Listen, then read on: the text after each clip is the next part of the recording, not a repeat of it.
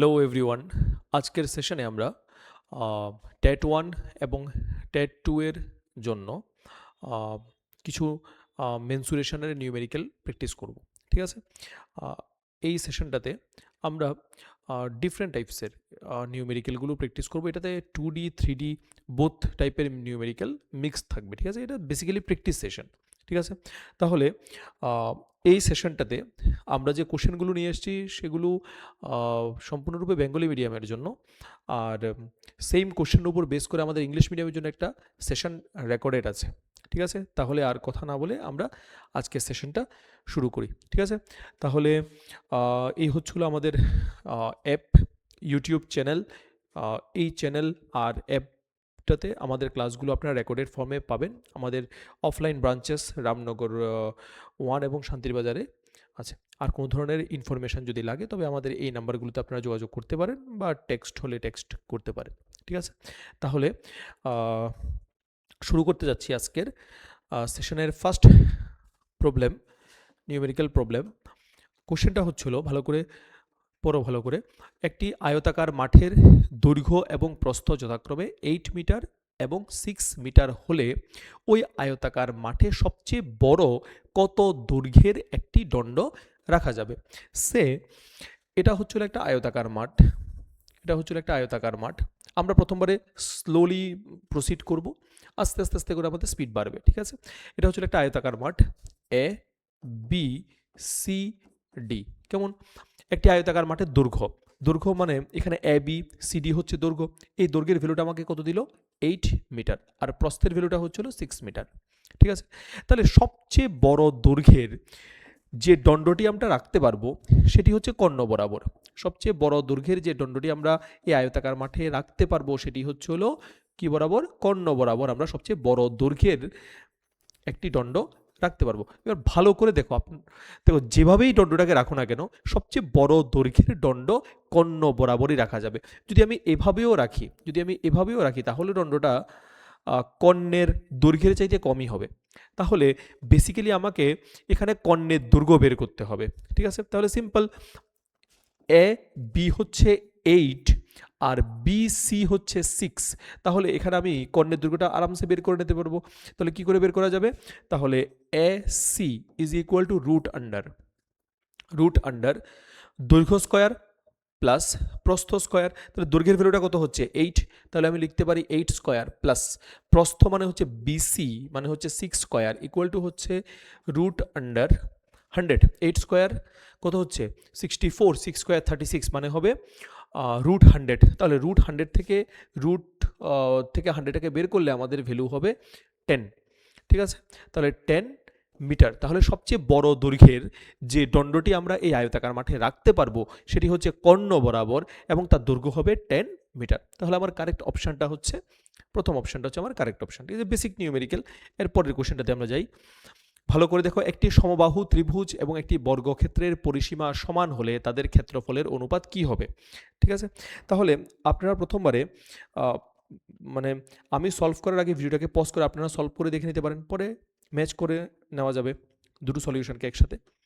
ঠিক আছে, তাহলে একটি সমবাহু ত্রিভুজ এবং একটি বর্গক্ষেত্রের পরিসীমা সমান। একটি সমবাহু ত্রিভুজ এবং বর্গক্ষেত্রের পরিসীমা সমান হলে তাদের ক্ষেত্রফলের অনুপাত কি হবে?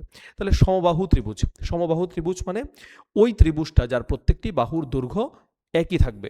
ঠিক আছে, তাহলে এ বি সি হচ্ছে একটি সমবাহু ত্রিভুজ যার প্রতিটি বাহুর দৈর্ঘ্যকে আমি কনসিডার করে নিচ্ছি,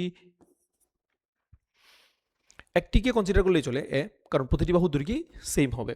ঠিক আছে, একটি সমবাহু ত্রিভুজ যার যে কোনো একটি বাহু দৈর্ঘ্য যদি আমি বিসি কে এ কনসিডার করি তাহলে অটোমেটিক্যালি বাকি বাহুগুলোকেও আমাকে এ কনসিডার করতে হবে, কারণ এটা সমবাহু ত্রিভুজ। তার মানে হচ্ছে ওই ত্রিভুজের প্রত্যেকটি বাহুর দৈর্ঘ্য সেম। তাহলে তার পরিসীমা কি হবে? সিম্পল, প্রত্যেকটি বাহুর দৈর্ঘ্যকে আমি যোগ করে দেব। তাহলে আমার কি হবে? পরিসীমা হচ্ছে 3a। সমবাহু ত্রিভুজের পরিসীমা কি হবে? 3a। বর্গক্ষেত্রের পরিসীমা, তাহলে আমি একটি বর্গক্ষেত্র লেট করছি, এই হচ্ছে বর্গক্ষেত্র ডি ই, যে কোনো নাম দেওয়া যায়। বর্গক্ষেত্রের পরিসীমা, বর্গক্ষেত্রের প্রত্যেকটি বাহুর দৈর্ঘ্যকে আমি ধরে নিচ্ছি বি। তাহলে বর্গক্ষেত্রের পরিসীমা কি হবে? বর্গক্ষেত্রের পরিসীমা হবে 4b। একটি সমবাহু ত্রিভুজ এবং একটি বর্গক্ষেত্রের পরিসীমা সমান। তাহলে অ্যাকর্ডিং টু কোশ্চেন এই দুটোকে আমি ইকুয়েট করে দিতে পারি। তাহলে আমি লিখতে পারি 3a is equal two 4b। According to question তাহলে আমি লিখতে পারি 3a is equal two 4b। ঠিক আছে, তাহলে এবার এখান থেকে কি লেখা যায়, a by b is equal to 4/3। a by b equal to কি হবে, a by b equal to হবে 4/3। কি হবে, 4/3। আমাকে কি বের করতে হবে, আমাকে বের করতে হবে ক্ষেত্রফলের অনুপাত। কি বের করতে হবে, ক্ষেত্রফলের অনুপাত।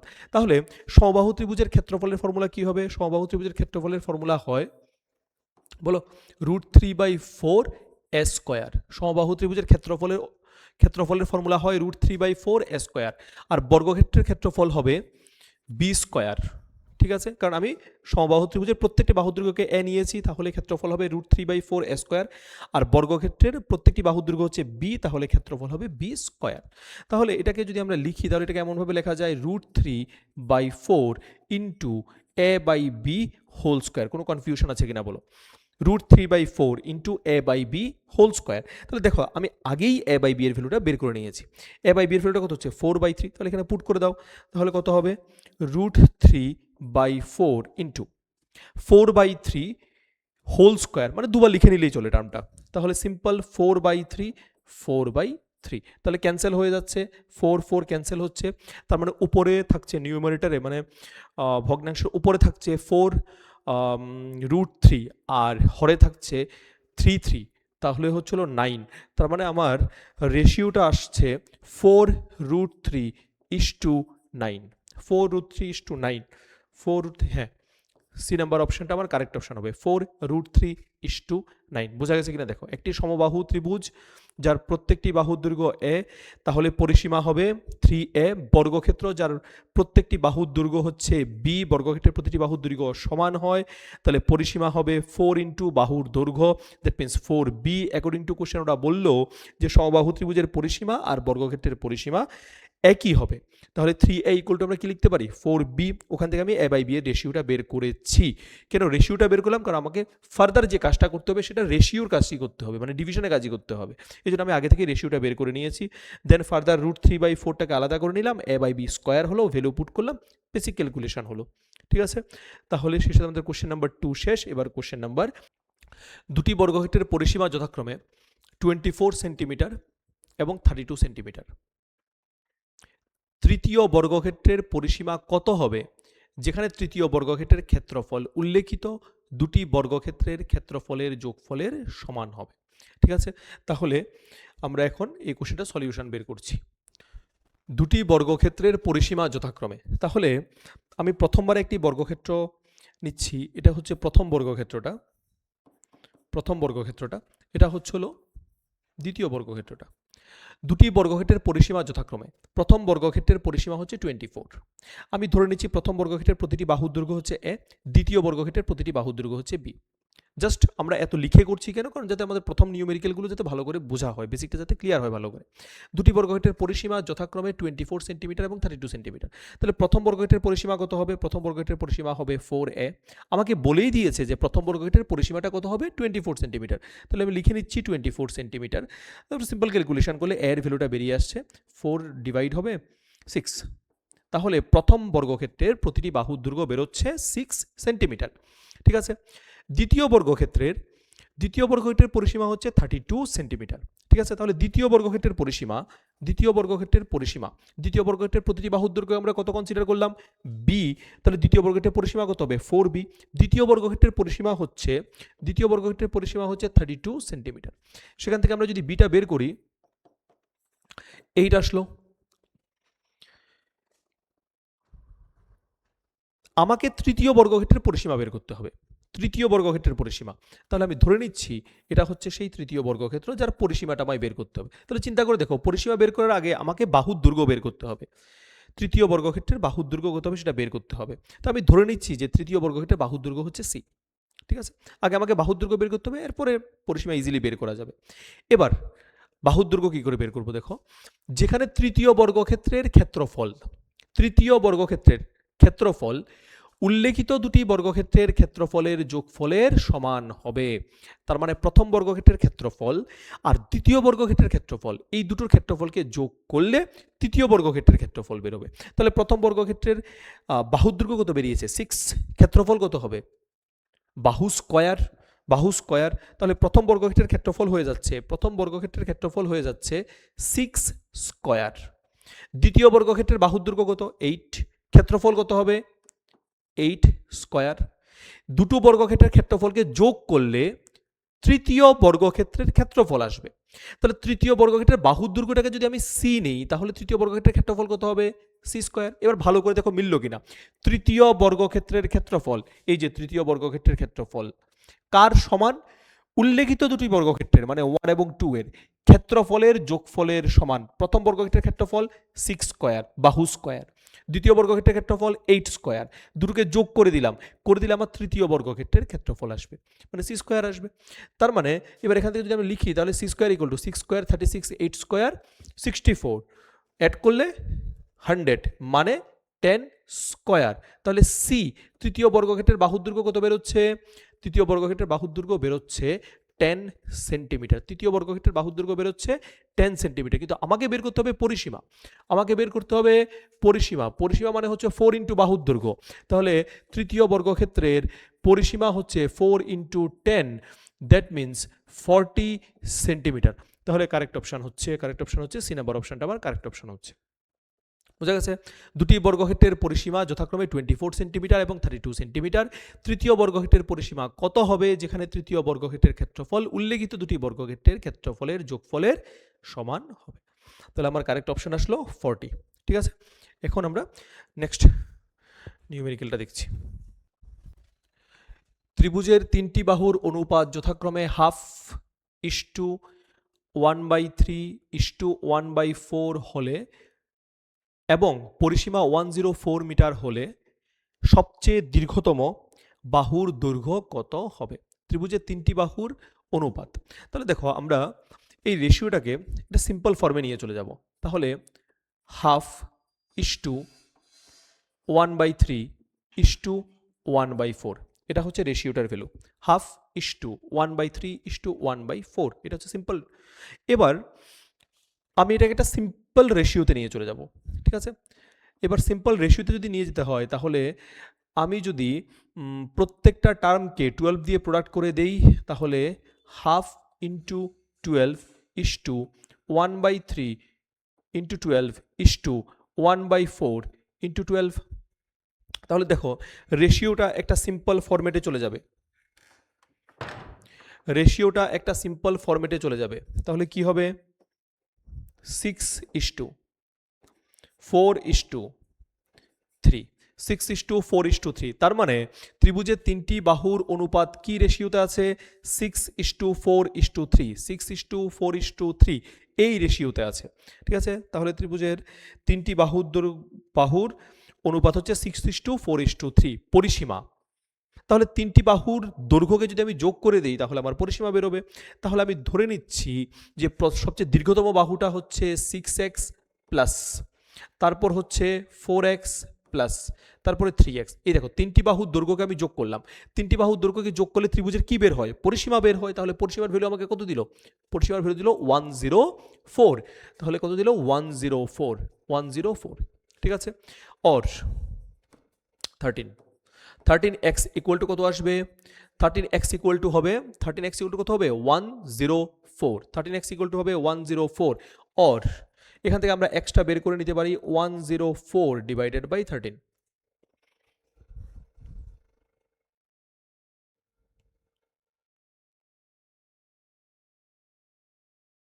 মেবি 8 টাইমস হতে পারে, মেবি 8 টাইমস হতে পারে।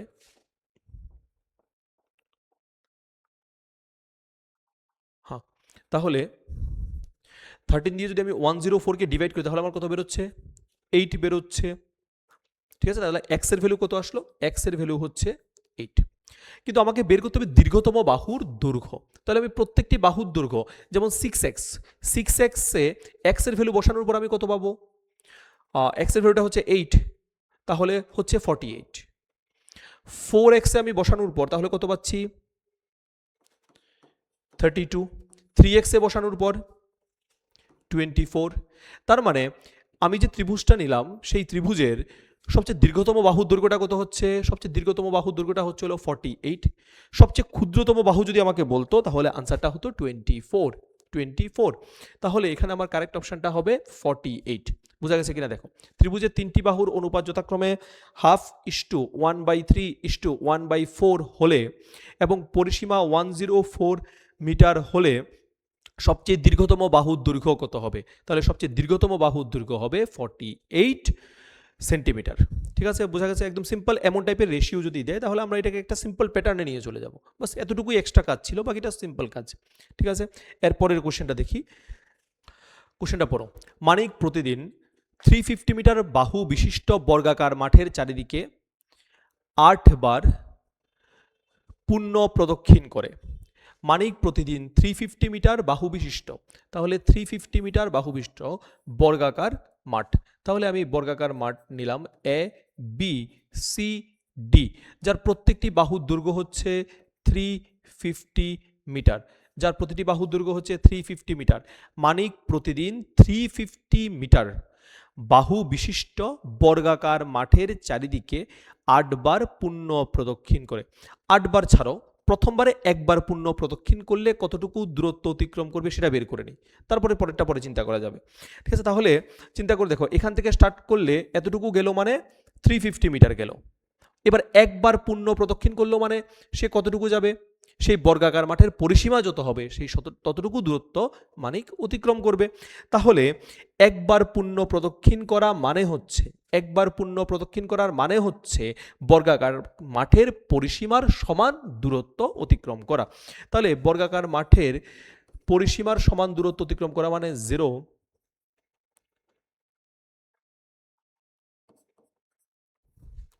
একবার পূর্ণ প্রদক্ষিণ করা মানে হচ্ছে, ঠিক আছে না,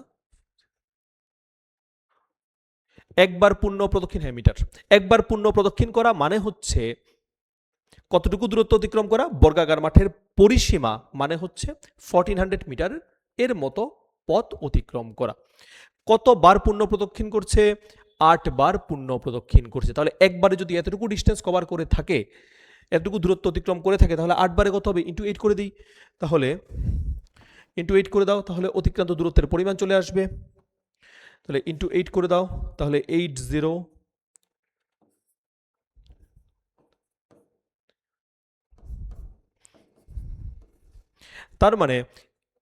তার মানে যদি সে 8 বার বর্গাকার মাঠের চারিদিকে পূর্ণ প্রদক্ষিণ করে, যদি সে 8 বার বর্গাকার মাঠের চারিদিকে পূর্ণ প্রদক্ষিণ করে, তবে সে 11,200 মিটার পথ অতিক্রম করবে। ঠিক আছে, কিন্তু আমাকে এখানে সেগুলো কিলোমিটারে কনভার্ট করে দিয়েছে। তাহলে সিম্পল, মিটার থেকে কিলোমিটারে করা আপনারা অবশ্যই পারবেন। ডিভাইডেড বাই 1000 করে দিতে লাগে, ডিভাইডেড বাই 1000 করে দিতে লাগে। তাহলে করলে এটাকে যদি আমরা কিলোমিটারে কনভার্ট করি তাহলে কি বেরোবে বলো তো? বেরোবে 11 কিলোমিটার 200 মিটার। তার মানে মানিক যদি এই বর্গাকার মাঠের চারিদিকে 8 বার পূর্ণ প্রদক্ষিণ করে, তবে সে প্রতিদিন 11 কিলোমিটার 200 মিটারের সমান পথ অতিক্রম করবে। তার মানে আমার কারেক্ট অপশনটা হচ্ছে 1 নাম্বারটা আমার কারেক্ট অপশন হচ্ছে। ঠিক আছে, একদম ইজি কোশ্চেন। কোশ্চেন নাম্বার 6টা খুবই ইম্পর্টেন্ট একটা কোশ্চেন, খুবই ইম্পর্টেন্ট একটা কোশ্চেন। প্রথমবার একবার পড়ে দেখো কোশ্চেনটা, খুবই ইম্পর্টেন্ট একটা কোশ্চেন। কোন ত্রিভুজের 3টি বাহুর দৈর্ঘ্য যথাক্রমে 30 মিটার, 72 মিটার এবং 78 মিটার, তবে 72 মিটার বাহুর সাপেক্ষে ওই ত্রিভুজের উচ্চতা কত হবে? কোন ত্রিভুজের 3টি বাহুর দৈর্ঘ্য যথাক্রমে 30, 72, 78। তার মানে ত্রিভুজের 3টি বাহুর দৈর্ঘ্য একই নয়। আর কোন ত্রিভুজের যদি 3টি বাহুর দৈর্ঘ্য অসমান হয়, মানে এক একটা বাহুর এক এক রকম দৈর্ঘ্য হয়, তবে সেটাকে আমরা বিষমবাহু ত্রিভুজ বলি। আর বিষমবাহু ত্রিভুজের ক্ষেত্রফল বের করার একটা কমন প্রসেস আমরা জানি। ঠিক আছে, ক্ষেত্রফল বের করার প্রসেসটা যদি আমরা একটু মেমোরাইজ করি তাহলে আমাদের অর্ধ পরিসীমা বের করতে হয় প্রথমবারে। কি করে বের করি? 3টি বাহুর দৈর্ঘ্যের যোগফল divided by 2, s equal to a plus b plus c by 2 দিয়ে আমাদের অর্ধ পরিসীমা বের করতে হয়। অর্ধ পরিসীমা বের করে তারপর একটা কমন ফর্মুলা ইউজ করতে হয়, কমন মেথড ইউজ করতে হয় এরিয়া বের করার জন্য, সেটা হচ্ছে root under S into S minus A into S minus B into S minus C. এটাকে একটা ফেমাস ফর্মুলা বলা হয়। এটা আপনারা কমেন্ট সেকশনে কমেন্ট করবেন এটাকে কি ফর্মুলা বলা হয়। তাহলে আমরা ত্রিভুজটাকে কনসিডার করছি এ বি সি, আর তিনটি বাহুর দৈর্ঘ্যকে আমরা কনসিডার করছি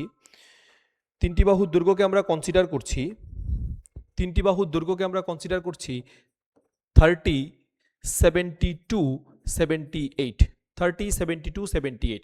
কেন আমরা 72 মিটারটাকে আমরা ভূমি হিসাবে নিচ্ছি? কারণ 72 মিটার বাহুর সাপেক্ষে আমরা ত্রিভুজের কি বের করব? 72 মিটার বাহুর সাপেক্ষে আমরা ত্রিভুজের উচ্চতা বের করব। ঠিক আছে, তাহলে 30, 72, 78। ঠিক আছে, 30, 72, 78। আচ্ছা, এবার এটার উচ্চতা আমায় বের করতে হবে। আচ্ছা, উচ্চতা যদি বের করতে হয় তবে আমায় আগে ত্রিভুজের ক্ষেত্রফলটা বের করতে হবে।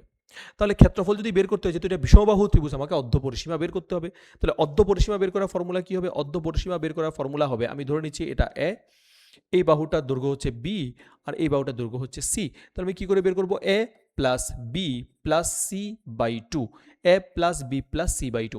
এর ভ্যালুটা হচ্ছে 72, বি এর ভ্যালুটা হচ্ছে হলো 78, প্লাস সি এর ভ্যালুটা হচ্ছে হলো 30/2।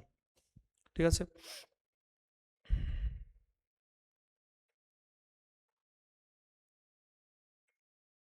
ঠিক আছে, তাহলে কত হচ্ছে?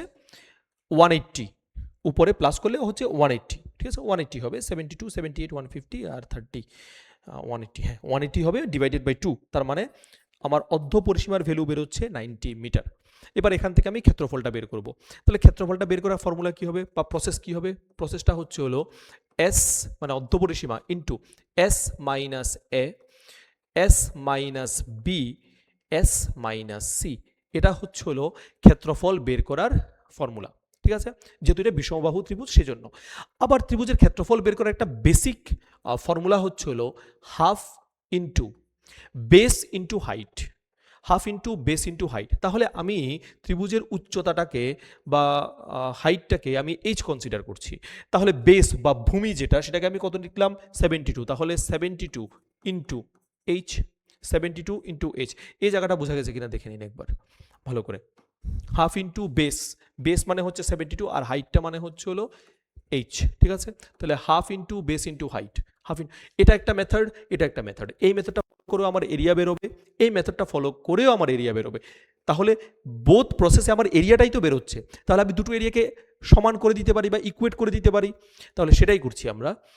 ঠিক আছে, তাহলে or root under S, S এর ভ্যালু কত হচ্ছে? 90, এস এর ভ্যালু হচ্ছে 90।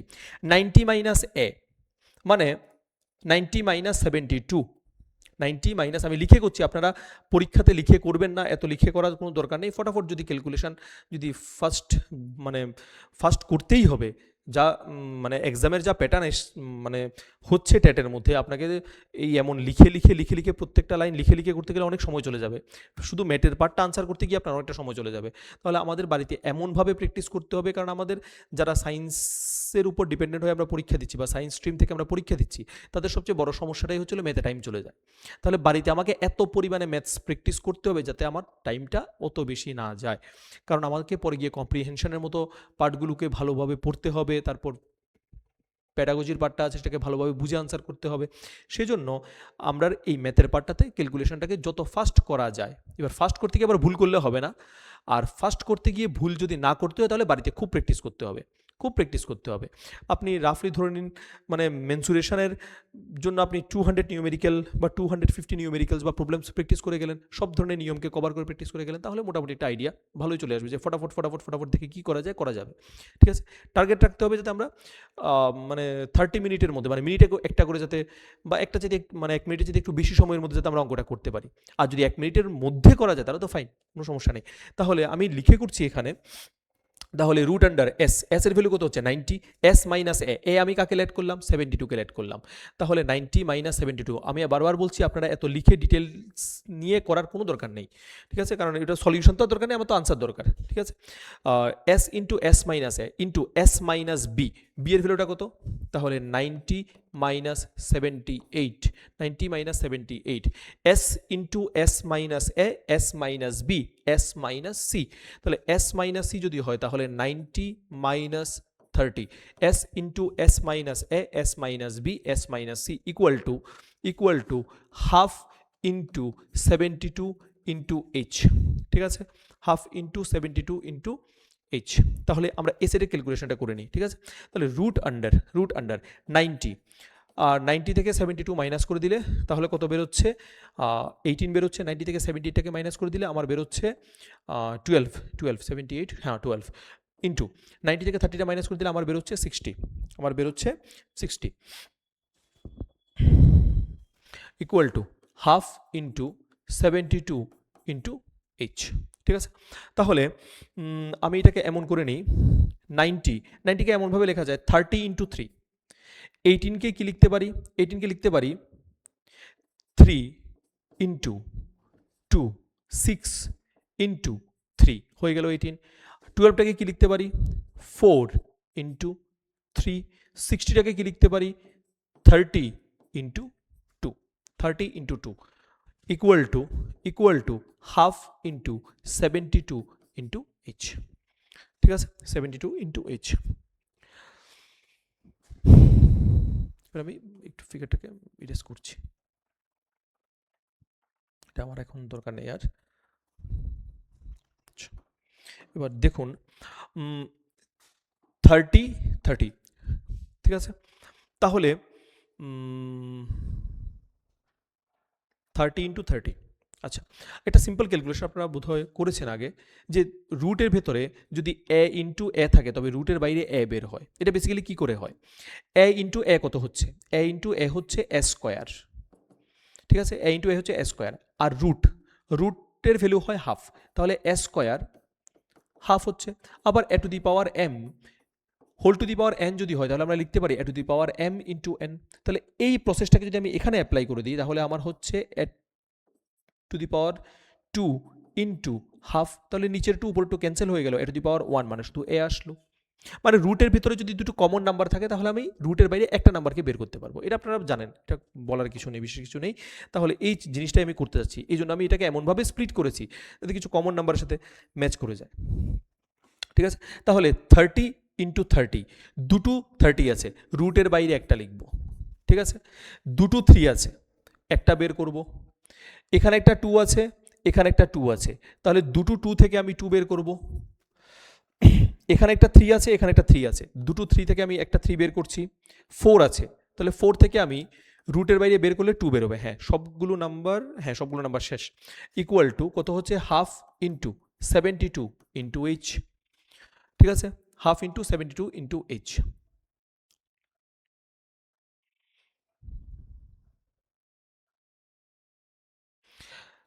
তাহলে 30 into 3 3s are 9, 2 2s are 4, 2 দিয়ে 72কে ডিভাইড করলে 36 ইন্টু এইচ। 36, 6 2s are 12। এবার 9 ইন্টু 4 কত হচ্ছে? 36। তাহলে আমি দুটোকে বোথ সাইড থেকে ক্যান্সেল করে দিলাম, মানে বোথ সাইডে আমি 36 দিয়ে ডিভাইড করে দিলাম। ইকুয়েশনটার বোথ সাইডে আমি 36 দিয়ে ডিভাইড করে দিলাম।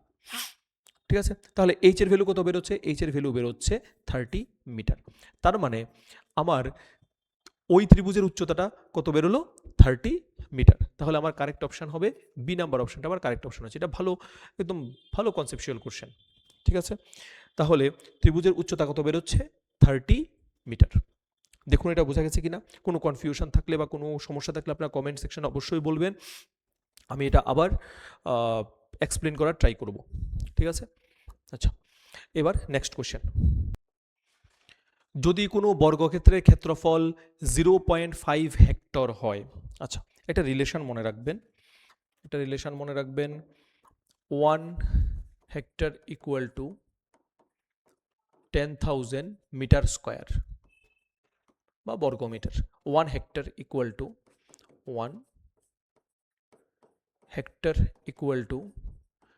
10,000 বর্গমিটার। 1 হেক্টর ইকুয়াল টু 10,000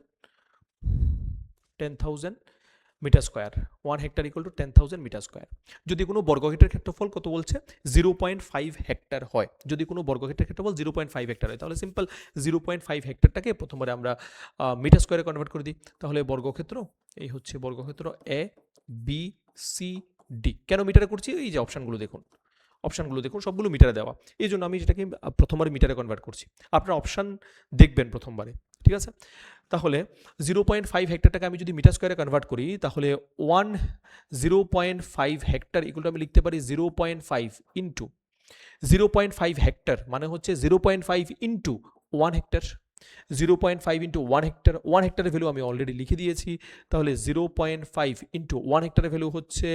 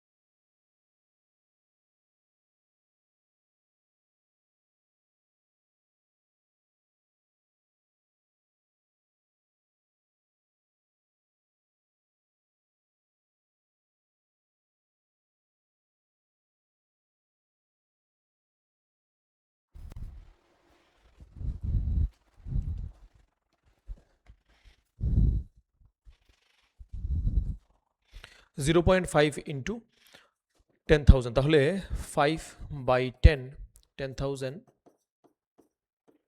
ক্যান্সেল করে দিলাম। 5 ইন্টু 1000 মিটার স্কোয়ার।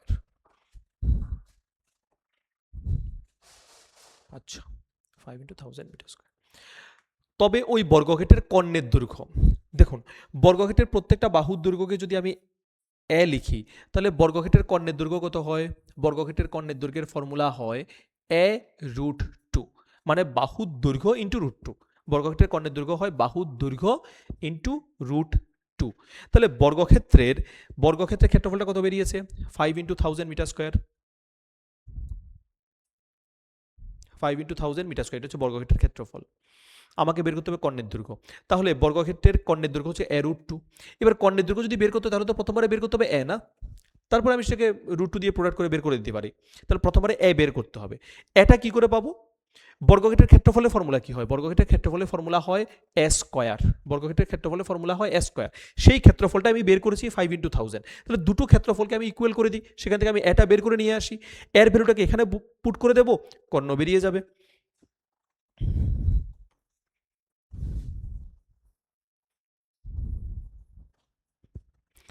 তাহলে or a square equal two 5 into 1000, 5 into 1000। তাহলে আমি a ইজ ইকুয়াল টু, এটাকে এমনভাবে লিখতে পারি 5 ইন্টু 100, 1000 থেকে 100 ইন্টু 10 লেখাই যায়। তাহলে √5 ইন্টু 100 ইন্টু 10টাকে আমি লিখতে পারি 5 ইন্টু 2। তাহলে 100টা যদি রুট থেকে বের হয়, তাহলে আমি পাবো 10। দুটো 5 আছে রুটের ভেতরে, যদি বাইরে বের করি তাহলে একটু আগে যে বললাম একটা 5 বেরোবে, তাহলে থাকছে √2। তার মানে 50√2 এটা হচ্ছে আমার বাহুর দৈর্ঘ্য। 50√2 এটা হচ্ছে আমার বাহুর দৈর্ঘ্য। 50√2 বাহুর দৈর্ঘ্য। এই বাহুর দৈর্ঘ্যের মানে এর ভ্যালুটাকে আমি এখানে পুট করে দেবো, তাহলে আমার কর্ণের দৈর্ঘ্য চলে আসবে। তাহলে হচ্ছে 50√2, এটা তো হচ্ছে এর ভ্যালু, না? সাথে আরও √2 আছে, তাহলে √2। তাহলে 50 ইন্টু √2 ইন্টু √2 আমাকে কত দিচ্ছে? 2। তাহলে 50 ইন্টু 2 মানে হচ্ছে হলো 100 মিটার। তার মানে আমি কর্ণের দৈর্ঘ্য কত পাবো? কর্ণের দৈর্ঘ্য পাবো 100 মিটার। দেখুন ভালো করে বোঝা গেছে কিনা। কর্ণের দৈর্ঘ্য পাবো 100 মিটার, ঠিক আছে? কর্ণের দৈর্ঘ্য কত হবে? 100 মিটার। যদি কোনো বর্গক্ষেত্রের ক্ষেত্রফল 0.5 হেক্টর হয়, তবে ওই বর্গক্ষেত্রের কর্ণের দৈর্ঘ্য হবে 100 মিটার। নেক্সট, যদি কোনো আয়তক্ষেত্রের কর্ণের দৈর্ঘ্য √41 সেন্টিমিটার হয় এবং ক্ষেত্রফল 20 স্কোয়ার হয়, 20 সেন্টিমিটার স্কোয়ার হয়, তবে ওই আয়তক্ষেত্রের পরিসীমা হবে, পরিসীমাটা আমায় বের করতে হবে, ঠিক আছে? তাহলে একটি আয়তক্ষেত্রের আয়তক্ষেত্রের কর্ণের দৈর্ঘ্য, আয়তক্ষেত্র এ বি সি ডি, যদি কোনো আয়তক্ষেত্রের কর্ণের দৈর্ঘ্য, যদি কোনো আয়তক্ষেত্রের কর্ণের দৈর্ঘ্য, তাহলে কর্ণের দৈর্ঘ্যটা আমাকে দিয়েছে কত, √41। যদি কোনো আয়তক্ষেত্রের কর্ণের দৈর্ঘ্য √41 সেন্টিমিটার হয় এবং ক্ষেত্রফল হয় 20 সেন্টিমিটার স্কোয়ার, কর্ণের দৈর্ঘ্য আর ক্ষেত্রফল হচ্ছে হলো 20 সেন্টিমিটার, আয়তক্ষেত্রের পরিসীমা কত হবে? আচ্ছা, ক্ষেত্রফলের ফর্মুলাটা কি হয়? আমি ধরছি আয়তক্ষেত্রের দৈর্ঘ্যটা হচ্ছে এ আর প্রস্থটাকে আমি ধরছি বি। আয়তক্ষেত্রের ক্ষেত্রফলের ফর্মুলা কি হয়? আয়তক্ষেত্রের ক্ষেত্রফলের ফর্মুলা হয় দৈর্ঘ্য ইন্টু প্রস্থ, আর ক্ষেত্রফল আমাকে দিয়ে দিয়েছে 20, ক্ষেত্রফল দিয়ে দিয়েছে 20। আয়তক্ষেত্রের ক্ষেত্রফলের ফর্মুলা হয় দৈর্ঘ্য ইন্টু প্রস্থ। আমি দৈর্ঘ্যটাকে কত কনসিডার করেছি? এ। প্রস্থটাকে কত কনসিডার করেছি? বি। তাহলে ক্ষেত্রফল কি হবে? এ ইন্টু বি, সেই ভ্যালুটাই আমাকে দিয়েছে কত? 20। আয়তক্ষেত্রের ক্ষেত্রফল এ বি ইকুয়াল টু 20। ঠিক আছে, এবার কর্ণের দৈর্ঘ্য। কর্ণের দৈর্ঘ্য কি করে বের করা যায়? কর্ণের দৈর্ঘ্যটা যদি বের করতে হয় তাহলে এটাকে আমি এমনভাবে বের করতে পারি, a square √a² plus B square equal to √41, √a² plus B square equal to √41, √a² plus B square equal to √41। এবার আমি বোথ সাইডে স্কোয়ার করছি, যদি স্কোয়ার করি তাহলে আমার বেরোচ্ছে a² plus B square equal to 41। যদি আমি বোথ সাইডে স্কোয়ার করে দিই তাহলে স্কোয়ার রুটটা ক্যান্সেল হয়ে যাবে, ক্যান্সেল হয়ে আমার কাছে থাকছে a² plus B square equal to 41, a² plus B square equal to 41, a² plus B square equal to 41। তাহলে এটাকে যদি আমি পরিসীমা বের করবো তো না, পরিসীমার জন্য চাই এ প্লাস বি, 2 ইন্টু এ প্লাস বি। তাহলে এটাকে এমন একটা যদি আমি ফর্মুলা দিয়ে দিই, এমন একটা যদি ফর্মুলা দিয়ে দিই যে a plus B whole square minus 2ab, a plus b টার্মটা চলে আসলো। তাহলে যদি আমি এ স্কোয়ার প্লাস বি স্কোয়ারটাকে যদি আমি এমনভাবে লিখি a plus B whole square minus 2ab equal to 41, a plus b whole square minus 2ab equal to 41, or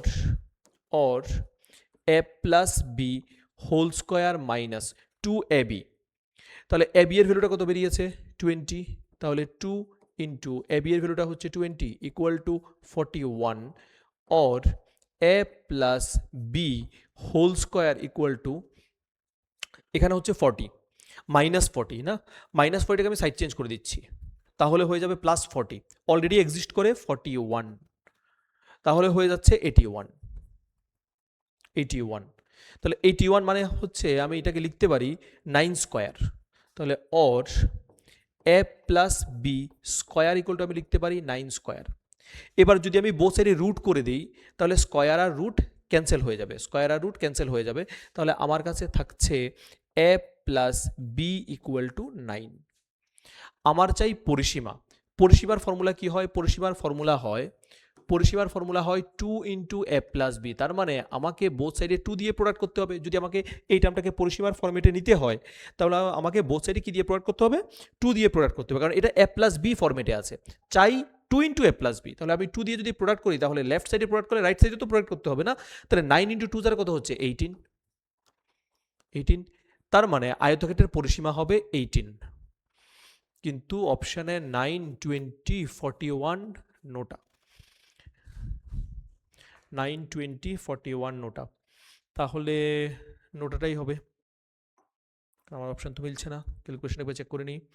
A b 20 √a² plus B square equal to √41, both সাইডে square করে দিচ্ছি, a square plus B square equal to 41ই হবে, square root cancel হয়ে, তারপর a plus B whole square, a square plus 2ab plus B square minus 2b cancel হয়ে যাবে, তাহলে a square plus B square ঠিকই আছে equal to 41, a plus B whole square minus ab এর value বসালাম, তাহলে হবে 40, সাইড চেঞ্জ হলো 40 প্লাস 41, তার মানে হবে 81, মানে 9 square, a plus B equal to হবে 9, 20, 18 হবে। তাহলে আমাদের ক্যালকুলেশন ঠিক আছে, এটাই কারেক্ট অপশন হবে। ঠিক আছে, নেক্সট কোশ্চেন।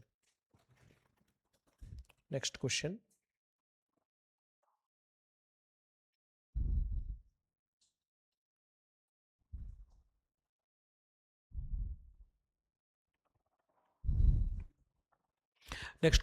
কোন ত্রিভুজের পরিসীমা 30 সেন্টিমিটার, ক্ষেত্রফল 30 সেন্টিমিটার স্কোয়ার, যদি ওই ত্রিভুজের দীর্ঘতম বাহুর দৈর্ঘ্য 13 সেন্টিমিটার হতে হবে, ক্ষুদ্রতম বাহুর দৈর্ঘ্য কত হবে? দৈর্ঘ্য হবে, এটা একদমই সোজা, দীর্ঘতম বাহুর দৈর্ঘ্য 13 সেন্টিমিটার, ক্ষুদ্রতম বাহুর দৈর্ঘ্য কত হবে?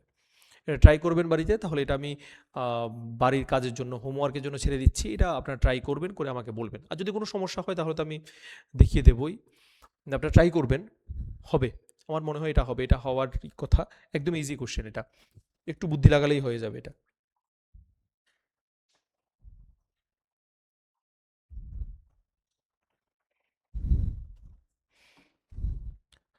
এখন কোশ্চেন নাম্বার 10, যদি কোনো আয়তাকার মাঠের দৈর্ঘ্য 18 মিটার এবং অতিভুজের দৈর্ঘ্য 30 মিটার হয়, তবে ওই আয়তাকার মাঠের ক্ষেত্রফল কত হবে? এটাও একদম সোজা কোশ্চেন, এটা পারবেন আপনারা। যদি কোনো আয়তাকার মাঠের দৈর্ঘ্য, তাহলে আমরা একটা আয়তাকার মাঠ নিয়ে নিচ্ছি, A B C D, A B C D. যদি কোনো আয়তাকার মাঠের দৈর্ঘ্য, তাহলে এটা তো আপনাকে বলেই দিয়েছে 18, তাই না? অতিভুজের দৈর্ঘ্য হচ্ছে 30, অতিভুজের দৈর্ঘ্য হচ্ছিল 30 মিটার, মিটার হ্যাঁ সবগুলো সেমই আছে। যদি কোনো আয়তাকার মাঠের দৈর্ঘ্য 18 এবং অতিভুজের দৈর্ঘ্য 30 হয়, তবে ওই আয়তাকার মাঠের ক্ষেত্রফল কত হবে? তাহলে সিম্পল, আমার এটা চাই, আমার এটা চাই, প্রস্থটা চাই, প্রস্থটা চাই। তাহলে আমি প্রস্থটা বের করে নিতে পারবো আরামসে। প্রস্থটা বের করবো, দৈর্ঘ্য ইন্টু প্রস্থ করে দেবো, আনসার চলে আসবে। ঠিক আছে, পারবেন এটা করতে আপনারা, আমার মনে হয়। এটা একদম easy, simple question, simple question. এখানে এই যে এখানে প্রস্থটা বের করার জন্য পাইথাগোরাসের কোনো একটা কনসেপ্ট আছে, সেই কনসেপ্টটা ইউজ করবেন। আমি বলছি না সেটা, আপনারা বাড়িতে ইউজ করবেন। পাইথাগোরাসের একটা কনসেপ্ট আমরা পড়েছি, বোথ সাইডে স্কোয়ার ফয়ার দিয়ে একটা কনসেপ্ট হয়। ঠিক আছে, অতিভুজ স্কোয়ার সমান সমান লম্ব স্কোয়ার প্লাস ভূমি স্কোয়ার, সেখান থেকে আপনারা প্রস্থটা পেয়ে যাবেন। তারপরে সিম্পল ফর্মুলা, দৈর্ঘ্য ইন্টু প্রস্থ করে দেবেন, ক্ষেত্রফল চলে আসবে। তাহলে আপনারা এটা করে আমাকে আনসারটা বলবেন, এটা হোমওয়ার্ক থাক। ঠিক আছে, নেক্সট কোশ্চেন।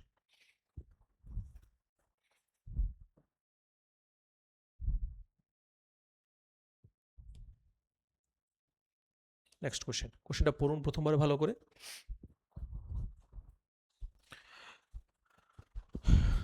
7 সেন্টিমিটার ব্যাসার্ধ বিশিষ্ট কোনো বৃত্তাকার তারকে আয়তক্ষেত্রের আকৃতি দেওয়া হলো।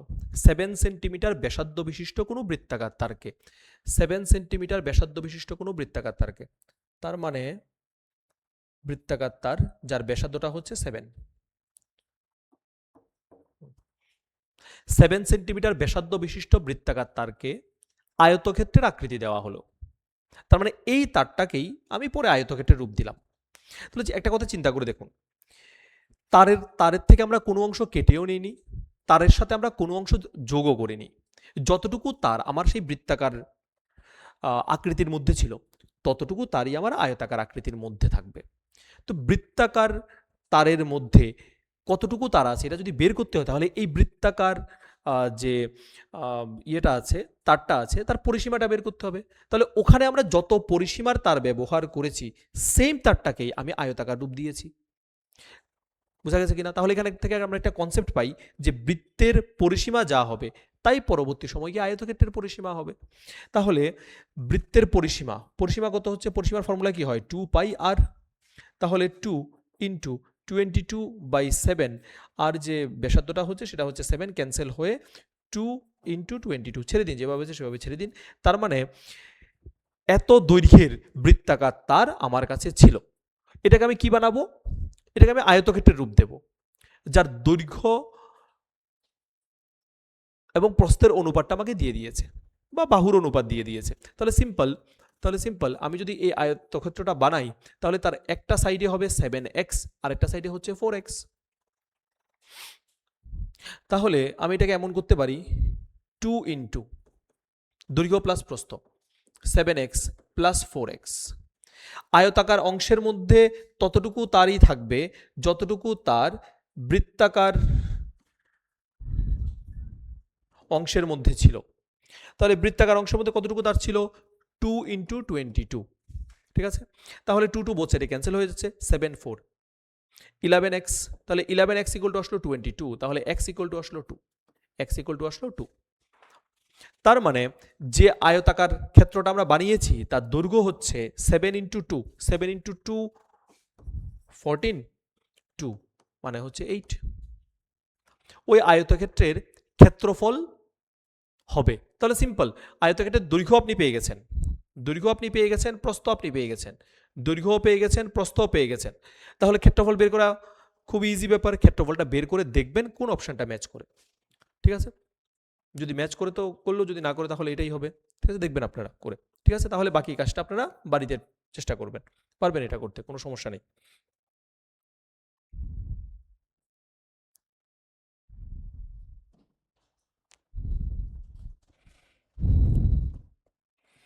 যখনই কোনো নিউমেরিক্যাল আসবে একবার ইউনিটগুলো চেক করে নেবেন।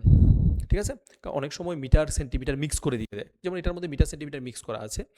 একটু ইউনিটগুলো দেখে নেবেন যে আপনার অপশানের ইউনিটটা আর যে ডেটাগুলো আপনাকে দিয়েছে সেই ইউনিট দুটো সেম আছে না একটু ডিফারেন্ট আছে। যদি ডিফারেন্ট থাকে তাহলে তো কনভার্সন করতে হবে, আর যদি সেম থাকে তাহলে আপনার এত ইউনিট নিয়ে টেনশন করার কোনো কিছু নেই।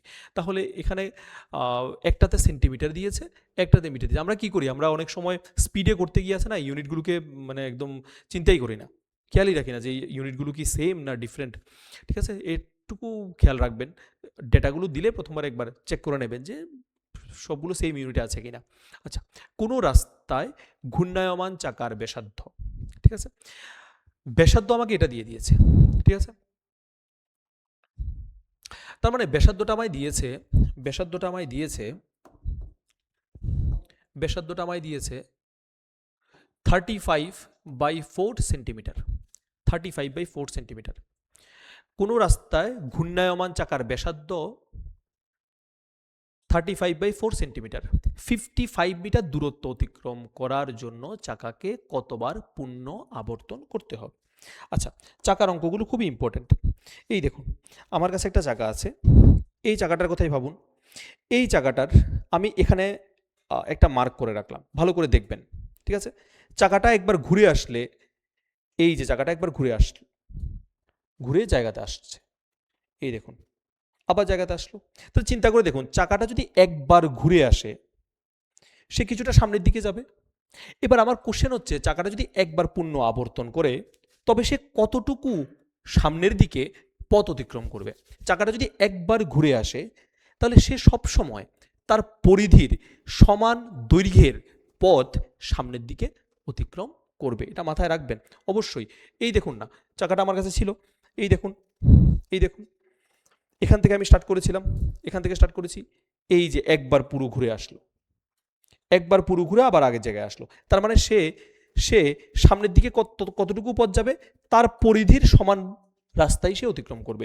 কোন একটা চাকা যখন একবার পূর্ণ আবর্তন করে তখন সে তার পরিধির সমান দূরত্ব সামনের দিকে অতিক্রম করে। তাহলে তাহলে আমি দেখে নিই যে পরিধিটা কত হবে। তাহলে ব্যাসার্ধ তো আমি পেয়ে গেছি, ব্যাসার্ধ তো আমাকে দিয়ে দিয়েছে, তাহলে পরিধিটা কত হবে? তাহলে পরিধি হবে 2πr, পরিধি হবে 2πr। তাহলে 2 ইন্টু 22/7 ইন্টু আর, আর এর ভ্যালুটা কত হবে? আর এর ভ্যালুটা হবে 35/4। একটু কাটাকাটি ফাটাকাটি যা যায় করে নিচ্ছি। 2 4কে কেটে দিল, 2 22কে কেটে দিল, 7 35কে কেটে দিল, তাহলে বানাচ্ছে 55 সেন্টিমিটার। তার মানে আমার চাকাটা যদি একবার পূর্ণ আবর্তন করে, যদি আমার চাকাটা একবার পূর্ণ আবর্তন করে তবে সে সামনের দিকে 55 সেন্টিমিটার পথ অতিক্রম করবে, একবার পূর্ণ আবর্তনে এত পথ অতিক্রম করবে। এবার ওরা আমায় বলল যে 55 মিটার দূরত্ব অতিক্রম করার জন্য চাকাকে কতবার আবর্তন করতে হবে। ঠিক আছে, তাহলে 55 মিটার, ভালো করে দেখুন, 55 মিটার, 55 মিটার মানে কত? 55 ইন্টু 100, অত সেন্টিমিটার।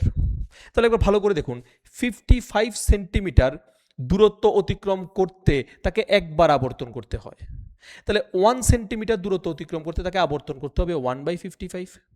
তাহলে 55 ইন্টু 100 সেন্টিমিটার পথ অতিক্রম করতে তাকে আবর্তন করতে হবে 55 ইন্টু 100 ডিভাইডেড বাই 55, অতবার, অতবার 55 55 ক্যান্সেল, তার মানে তাকে আবর্তন করতে হবে অতবার, 100 টাইমস, 100 টাইমস ওকে আবর্তন করতে হবে।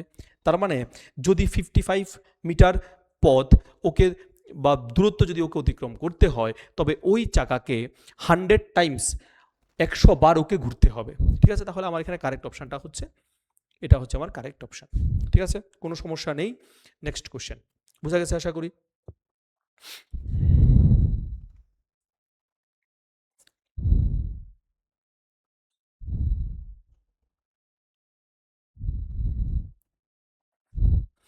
কোনো ত্রিভুজের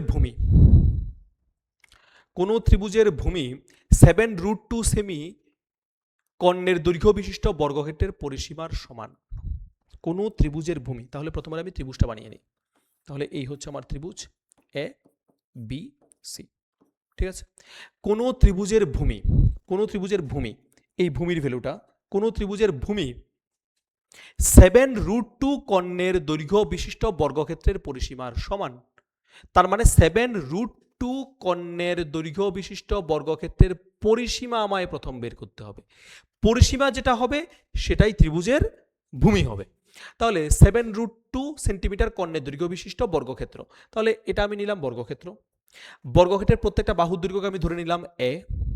তাহলে বর্গক্ষেত্রের কর্ণের দৈর্ঘ্য কত হয়? বর্গক্ষেত্রের কর্ণের দৈর্ঘ্য হয় a√2, এটা আপনারা জানেন। বর্গক্ষেত্রের কর্ণের দৈর্ঘ্য হয় a√2। বর্গক্ষেত্রের কর্ণের দৈর্ঘ্য হয় বাহুর দৈর্ঘ্য ইন্টু √2। তাহলে কর্ণের দৈর্ঘ্যটা ওরা কত বললো? 7√2। তাহলে আমি লিখতে পারি a√2 is equal two 7√2। Both সাইডে √2 যদি ক্যান্সেল হয় তাহলে আমার কাছে এর ভ্যালুটা আসছে 7।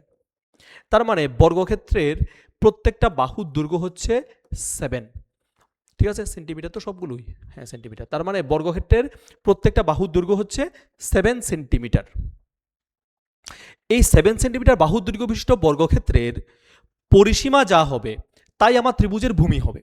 এই 7 সেন্টিমিটার দৈর্ঘ্য বিশিষ্ট বর্গক্ষেত্রের পরিসীমা যা হবে তাই আমার ত্রিভুজের ভূমি হবে। তাহলে 7 সেন্টিমিটার দৈর্ঘ্য বিশিষ্ট বর্গক্ষেত্রের পরিসীমা যদি আমরা বের করতে যাই, পরিসীমা বের করার ফর্মুলা কি হয়? 4 ইন্টু বাহুর দৈর্ঘ্য। তাহলে 4 ইন্টু বাহুর দৈর্ঘ্য কত বেরিয়েছে? 7। তাহলে 4 ইন্টু 7 কত হচ্ছে? 28 সেন্টিমিটার। তার মানে 7 সেন্টিমিটার বাহুর দৈর্ঘ্য বিশিষ্ট বর্গক্ষেত্রের পরিসীমা বেরোচ্ছে 28 সেন্টিমিটার। সেটাই হবে আমার ত্রিভুজের ভূমি। তাহলে কত হচ্ছে? 28 সেন্টিমিটার। 28 সেন্টিমিটার, ঠিক আছে। এবার ত্রিভুজের উচ্চতা, এটা ত্রিভুজের উচ্চতা 169 সেন্টিমিটার স্কয়ার ক্ষেত্রফল বিশিষ্ট বর্গক্ষেত্রের বাহুর দৈর্ঘ্যের সমান। তার মানে আমাকে 169 সেন্টিমিটার স্কয়ার ক্ষেত্রফল বিশিষ্ট বর্গক্ষেত্রের বাহুর দৈর্ঘ্য বের করতে হবে, ঠিক আছে। তাহলে আমি আরেকটা বর্গক্ষেত্র নিচ্ছি যার প্রত্যেকটা বাহুর দৈর্ঘ্যকে আমি ধরে নিচ্ছি সি। তাহলে বর্গক্ষেত্রের ক্ষেত্রফল কত হবে? C square. এবং ওই ক্ষেত্রফলটা কার সমান হবে? 169 মানে হচ্ছে 13 স্কয়ার। তার মানে সি ইকুয়াল টু কত বেরোচ্ছে? সরি সি ইকুয়াল টু বেরোচ্ছে 13। সি ইকুয়াল টু বেরোচ্ছে 13। কি বললো? ত্রিভুজের উচ্চতা কার সমান? 169 সেন্টিমিটার স্কয়ার ক্ষেত্রফল বিশিষ্ট বর্গক্ষেত্রের বাহুর দৈর্ঘ্যের সমান। তো 169 সেন্টিমিটার স্কয়ার ক্ষেত্রফল বিশিষ্ট বর্গক্ষেত্রের বাহুর দৈর্ঘ্য আমি কত বের করেছি? 13। সেটাই ত্রিভুজের কিসের সমান হবে? সেটাই ত্রিভুজের উচ্চতার সমান হবে।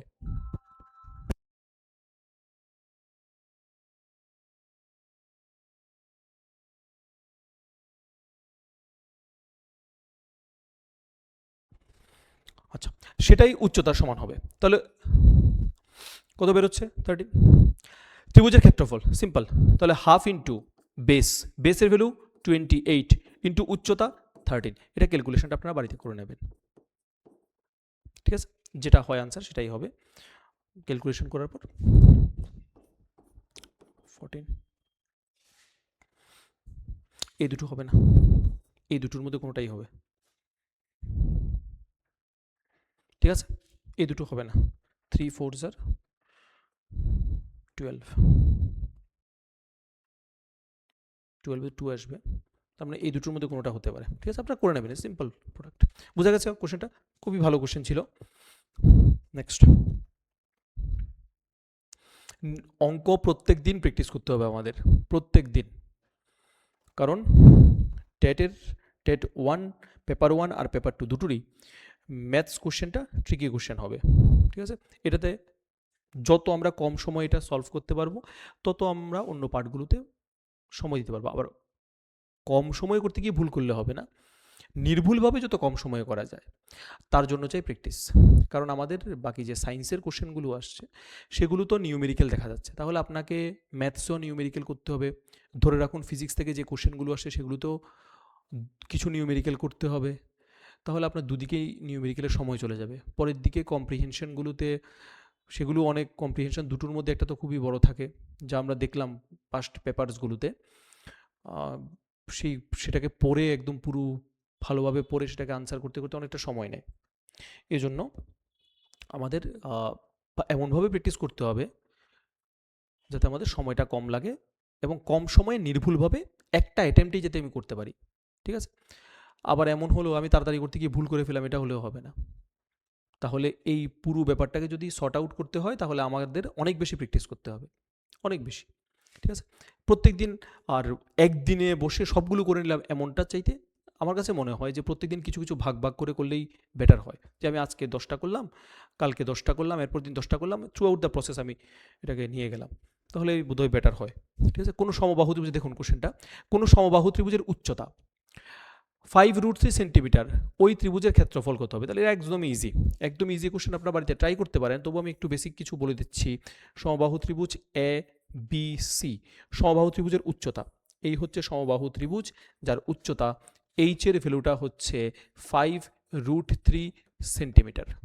ঠিক আছে? সমবাহু ত্রিভুজের উচ্চতা 5√3 সেন্টিমিটার হলে ত্রিভুজের ক্ষেত্রফল কত হবে? তাহলে সিম্পল, সমবাহু ত্রিভুজের ক্ষেত্রফলের ফর্মুলাটা কি হয়? সমবাহু ত্রিভুজের ক্ষেত্রফলের ফর্মুলাটা হয় √3/4 এ স্কোয়ার। এ মানে কি? এ মানে হচ্ছে সমবাহু ত্রিভুজের বাহুর দৈর্ঘ্য। ঠিক আছে? এ মানে হচ্ছে সমবাহু ত্রিভুজের বাহুর দৈর্ঘ্য। তো আমি যদি সমবাহু ত্রিভুজের বাহুর দৈর্ঘ্যটাকে, আমি যদি সমবাহু ত্রিভুজ, আবারও বলছি, যদি সমবাহু ত্রিভুজের বাহুর দৈর্ঘ্যটাকে যদি আমি বের করে নিতে পারি, যদি সমবাহু ত্রিভুজের বাহুর দৈর্ঘ্যটাকে আমি বের করে নিতে পারি, তাহলে এখানে পুট করে দিলেই তো কাজ শেষ না? ক্ষেত্রফল বেরিয়ে যাবে। তাহলে আপনারা বাড়িতে ট্রাই করবেন, আমার কাছে মনে হয় এটা আপনারা পারবেন। বাড়িতে ট্রাই করবেন, দেখবেন কোনটা আনসার আসে। ঠিক আছে? এবার এটাকে কি করে করা যায়, বাহুর দৈর্ঘ্যটাকে কি করে বের করা যায় দেখুন না ভালো করে। এই সমবাহু ত্রিভুজটাকে যদি আমরা ভালো করে দেখি তাহলে দেখুন প্রত্যেকটা বাহু দৈর্ঘ্য তো সেম না? আর এই জায়গাটা,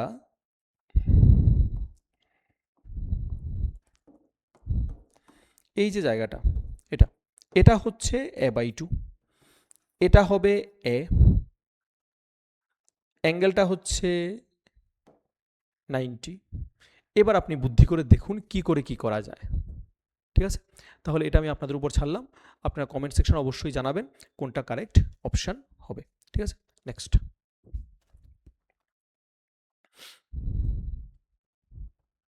এটাই আমাদের আজকের সেশনের লাস্ট কোশ্চেন হবে।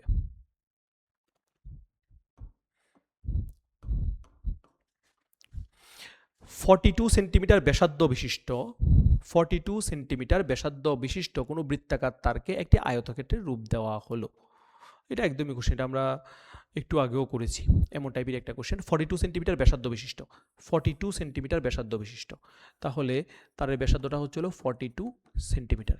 42 সেন্টিমিটার ব্যাসার্ধ বিশিষ্ট কোনো বৃত্তাকার তারকে একটি আয়তক্ষেত্রের রূপ দেওয়া হলো, তাহলে বৃত্তাকার তারের পরিসীমা যা হবে আয়তক্ষেত্রের পরিসীমাও সেমই হবে, কারণ আমরা তারের সাথে কোনো কিছু অ্যাডও করছি না, তার থেকে কোনো কিছু কেটেও বাদ দিচ্ছি না। তাহলে যতটুকু তার বৃত্তাকার অংশের বা বৃত্তাকার ইয়ের মধ্যে ছিল, বৃত্তাকার পার্টের মধ্যে ছিল, ততটুকুই আয়তাকার পার্টের মধ্যে যাবে।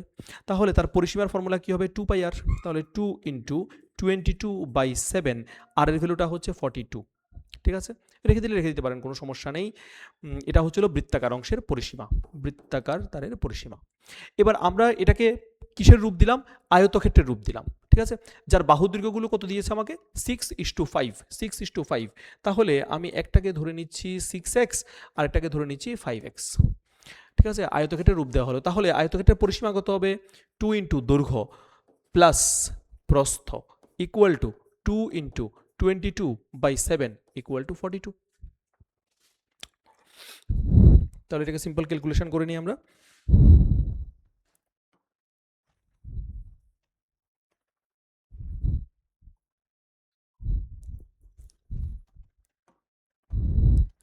তাহলে 2 টু ক্যান্সেল, 6 5, 6 আর 5ই তো না, 6:5, হ্যাঁ ঠিক আছে, 11x ইকুয়াল টু কত হচ্ছে 22/7 ইন্টু 42।